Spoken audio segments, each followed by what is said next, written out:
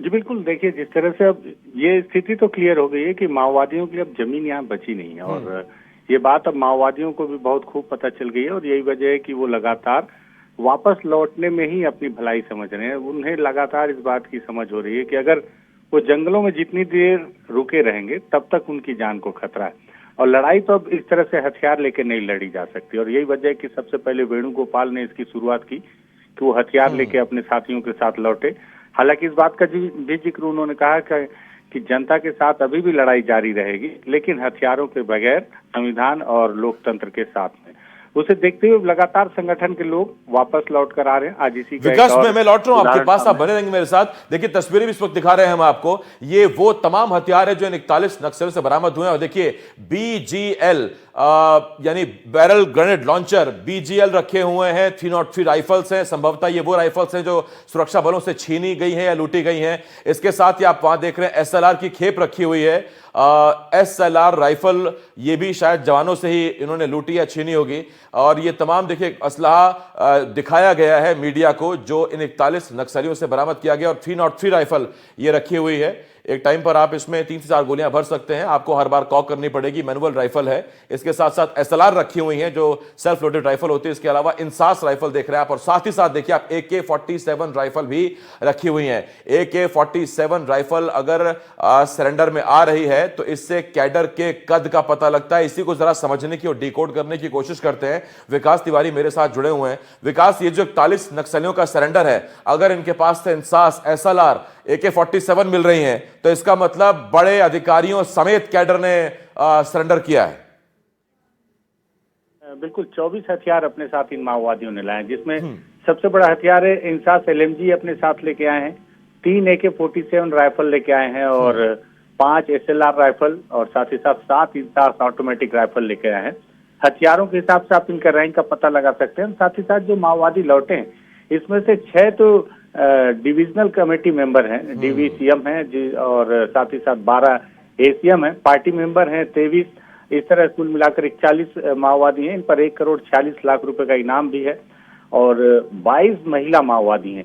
देखिए बीते दिनों जब रामदेव ने सरेंडर किया था और उसकी पत्नी से भी हमने बातचीत की थी तो उन्होंने इस बात का जिक्र किया था संगठन में 55% संख्या है महिला माओवादियों की और आज भी 41 में से 22 महिला माओवादियों ने समर्पण किया। इसमें से अधिकतर दंडकारण्य और बस्तर के अलग अलग इलाकों में सक्रिय माओवादी थे। एक सवाल ये भी उठ रहा है कि ये माओवादी इतने समय तक, हालांकि सारे बस्तर के माओवादी हैं, इन्होंने तेलंगाना के हैदराबाद में जाकर क्यों समर्पण किया, वो भी उस वक्त जब छत्तीसगढ़ में लगातार सरकार इस बात को लेकर दावा कर रही है कि उनकी समर्पण नीति अब सबसे बेहतर है। लेकिन जो भी हो, वापस लौट कर आए हैं। पार्टी में अब कहीं न कहीं अब पार्टी की बुनियाद पूरी तरह से हिलती हुई नजर तो आ रही है और सभी वापस लौटने में भलाई समझ रहे हैं। विकास बहुत शुक्रिया। देखिए हमें सरेंडर से मतलब है, हमें वो इलाका खाली करने से मतलब है। हालांकि एक सवाल बहुत वाजिब था आपका कि अगर ये छत्तीसगढ़ के दंडकारण्य के नक्सली हैं तो फिर इन्होंने सरेंडर जाकर हैदराबाद में क्यों किया गया। खैर आगे बढ़ते। नमस्कार, दोपहर दमदार खबर आप देख रहे हैं। मैं हूं आपके साथ साक्षी गुप्ता। सबसे पहले बात करेंगे छत्तीसगढ़ की एक बड़ी खबर की। बीजापुर से खबर मिल रही है जहां पर सुरक्षा बलों को बड़ी सफलता मिल चुकी है। आपको बता दें आधवाड़ कोटमेटा के जंगलों में नक्सलियों से मुठभेड़ हुई है जवानों की। सुरक्षा बलों ने इस दौरान 5 लाख का इनामी नक्सली जिसे ढेर कर दिया है। 5 लाख का इनामी नक्सली नाम बताया जा रहा है फगनू माड़वी। फगनू माड़वी को ढेर कर दिया गया है। 303 राइफल, इसके साथ ही 9 mm पिस्टल और विस्फोटक भी बरामद किया गया। तो भैरमगढ़ के इंद्रावती क्षेत्र में रुक रुक कर यहां पर फायरिंग जारी है। आपको जानकारी दे दें, भैरमगढ़ एरिया कमेटी का सदस्य था माड़वी जिसे ढेर कर दिया गया है। और ये देखिए सफलताओं की तस्वीरें भी आपको दिखा रहे हैं। सफलता की जो तस्वीरें सामने आई हैं तो यहां पर ढेर कर दिया गया है नक्सली को। बताया जा रहा है कि 5 लाख का इनाम था नक्सली माड़वी पर जिसे ढेर किया गया है। तो जिस तरह से यहां पर मुठभेड़ चल रही थी, रुक रुक कर लगातार फायरिंग हो रही थी, उम्मीद थी कि एक आज बड़ी सफलता मिलेगी जवानों को। तो देखिए सफलता मिल चुकी है सुरक्षा बलों को। नक्सलियों के खिलाफ सुरक्षा बलों का ये बड़ा एक्शन और उसी एक्शन की तस्वीरें आपको दिखा रहे हैं। कई सामान भी यहां पर जवानों ने जब्त किया है। तो जिस तरह से ये मुठभेड़ हो रही थी, एक बड़ी अपडेट सामने आ रही है, बड़ी जानकारी। 5 लाख का इनामी नक्सली माड़वी जो कि ढेर हो चुका है, नक्सलियों ने ढेर कर दिया। तो इस वक्त की ये बड़ी खबर। तो नक्सलवाद धीरे धीरे जिस तरह से खत्म हो रहा है, एक बार फिर से लाल आतंक पर प्रहार किया गया है। सुरक्षा बलों को नक्सलियों के खिलाफ ये बड़ी सफलता मिली है, जिस तरह से एक्शन लिया गया है। तस्वीरें आपको दिखा रहे हैं। देखिए, कमेटी का सदस्य था, भैरमगढ़ एरिया कमेटी का सदस्य था। जानकारी मिल रही थी कि यहां पर कई नक्सली ऐसे हैं जो कि एक्टिव हैं, मुख्य धारा से नहीं जुड़ रहे हैं। इनके पास रास्ता केवल एक ही है कि या तो सरेंडर कर दे, और अगर सरेंडर नहीं करते हैं तो नक्सलियों को ढेर किया जाएगा। तो कुछ नक्सली हालांकि यहां पर मौजूद हैं जो कि मुख्य धारा का रास्ता नहीं चुन रहे हैं, और ऐसे तमाम नक्सलियों के लिए अभी भी जवानों की ओर से लगातार अभियान और बड़े ऑपरेशन चलाए जा रहे हैं, जिसका असर भी देखा जा रहा है। मौके से हथियार और विस्फोटक भी जवानों ने जब्त किया है। भैरमगढ़ के आदवाड़ा और कोटमेटा के जंगलों में माओवादियों की उपस्थिति की सूचना थी, जिसमें भैरमगढ़ में एरिया कमेटी के सशस्त्र माओवादियों की सूचना थी, जिस पर से डीआरजी की टीमें कल शाम को रवाना हुई थी और आज सुबह 6 बजे से लगातार मुठभेड़ जारी थी। और मुठभेड़ के बाद सर्चिंग के दौरान एक माओवादी का शव बरामद हुआ, जिसकी पहचान फगनू माड़वी के रूप में हुई, जो एसीएम भैरमगढ़ एरिया कमेटी का है। साथ में ही 303 rifle, 9mm pistol, wireless set एवं अन्य विस्फोटक सामान भी बरामद हुए हैं। तो देखिए, ये पूरी जानकारी दी है, जिस तरह से ये पूरी कार्रवाई हुई है। पंकज हमारे सहयोगी इस वक्त जुड़ चुके हैं ज्यादा जानकारी के साथ। पंकज, देखिए, जिस तरह से हम चर्चा कर रहे थे कि बड़ी सफलता मिल सकती है, और अब सफलता मिल भी चुकी है। 5 लाख का इनामी नक्सली ढेर हुआ। बताइए जरा, क्या अभी भी मुठभेड़ चल रही है और क्या अपडेट? देखिए, अपने दर्शकों को हम बता दें कि अब मुठभेड़ खत्म हो गई। यह मुठभेड़ आज सवेरे 6 बजे शुरू हुई थी और माओवादियों की पुख्त सूचना मिली थी जवानों को कि उस इलाके में माओवादी मौजूद है। यह जो मुठभेड़ है, बीजापुर जिले का जो भैरमगढ़ थाना क्षेत्र पड़ता है, उसमें इंद्रावती नदी बहती है। वहां पर कोटमेटा और आदवाड़ा का जंगल पड़ता है। उस इलाके में नक्सलियों की मौजूदगी के बाद पूरा ऑपरेशन निकाला गया था।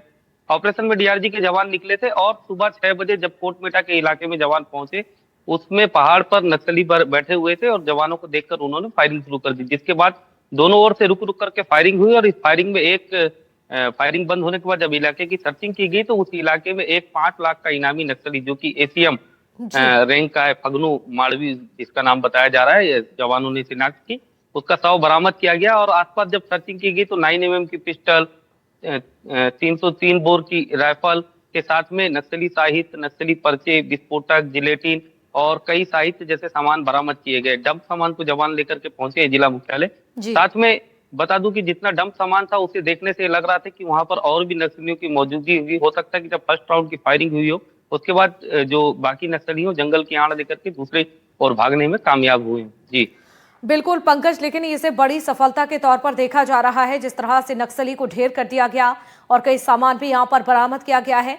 लेकिन अभी अंदर से क्या जानकारी मिल रही है? क्या आपकी अधिकारियों से बातचीत हुई है? क्या आने वाले समय में यहां पर और इसी तरह से कार्रवाई हो सकती है? देखिए, सीधे साफ तौर पर अंदर इलाकों में लगातार ऑपरेशन चलाए जा रहे हैं, ऑपरेशन बंद नहीं हुए। जो नक्सली इजीबे में अंदर से निकल करके समर्पण कर रहे हैं, उन्हें मुख्य धारा में जोड़ने का आह्वान भी किया जा रहा है और नक्सलियों को मुख्य धारा में जोड़ने के लिए लगातार अपील भी अधिकारियों के द्वारा की जा रही है। पुलिस के आला अधिकारी इस बात की अपील कर रहे हैं। यहाँ तक कि छत्तीसगढ़ के गृह मंत्री विजय शर्मा भी बस्तर के दौरा लगातार कई बार कर चुके हैं कि नक्सली अपील समर्पण करें, मगर जो नक्सली अपील नहीं मान रहे हैं, जो नक्सली अभी भी जंगल में हथियार के दम पे क्रांति लाने की बात कर रहे हैं, उनके लिए सारे ऑपरेशन चलाए जा रहे हैं। और ऐसे में लगातार ऑपरेशन भी चलेंगे और जो नक्सली समर्पण नहीं करेंगे और वो लगातार जंगलों में नक्सलवाद फैलाने का काम करेंगे, वो इसी तरीके से मुठभेड़ में पुलिस उन्हें न्यूट्रलाइज करेगी। जी बिल्कुल पंकज, और कहीं ना कहीं जिस तरह की तस्वीरें सामने आ रही हैं, ये तो स्पष्ट है कि देखिए वो तारीख, वो डेडलाइन जो तय की गई है 2026 मार्च की, उसके नजदीक पहुंच रहे हैं। और उससे पहले हर दिन ही यहाँ पर अलग अलग तस्वीरें सामने आ रही हैं जो सफलता मिल रही हैं। लेकिन पंकज, अगर यहाँ पर हम 5 लाख की इनामी नक्सली की बात करते हैं, जैसे ढेर किया गया, उसकी किस तरह की कुंडली रही, किस तरह से वो नक्सली बना, कब से एक्टिव था, किन इलाकों में सक्रिय रहा, कुछ जानकारी? देखिए, पुलिस ने अभी तो हाल फिलहाल में उसे एसीएम रैंक का बताया और फगनू माड़वी के नाम से उसकी प्रोफाइल निकाल के बताई और 5 लाख का इनामी है और भैरमगढ़ एरिया में ही रहा है और वहीं पर यह सक्रिय रह करके काम किया है। मैं बता दूं कि अगर बात आप नक्सलवाद की करेंगे तो खाली बीजापुर की बात नहीं है। बीजापुर, दंतेवाड़ा, सुकमा, नारायणपुर, आप कहीं पर भी आप देखेंगे तो लगातार जवानों के ऐसे ऑपरेशन चल रहे हैं और जवान लगातार नक्सलियों को बैकफुट में ढकेलने का काम कर रहे हैं। बड़ी तादाद पर सरेंडर भी हो रहे हैं। तो सरकार जिस मंशा से नक्सलवाद को खत्म करने के लिए बढ़ रही है आगे, उसे देखने से लगता है कि कहीं ना कहीं नक्सलवाद पूरी तरीके से चरमराया है। और ये जो घटनाएं निकल के आ रही कि कहीं जी। मुठभेड़ हुई, कहीं इस तरीके की मुठभेड़ हुई, इसे आप छुटपुट घटना मान सकते हैं, मगर इनका जो बड़ा कैडर है वो पूरी तरीके से न्यूट्रलाइज करने में फोर्स को अब तक कामयाबी मिल चुकी है। जी बिल्कुल। चलिए, आप लगातार नजर बनाकर रखिएगा। बहुत शुक्रिया तमाम जानकारी विस्तार से देने के लिए। तो देखें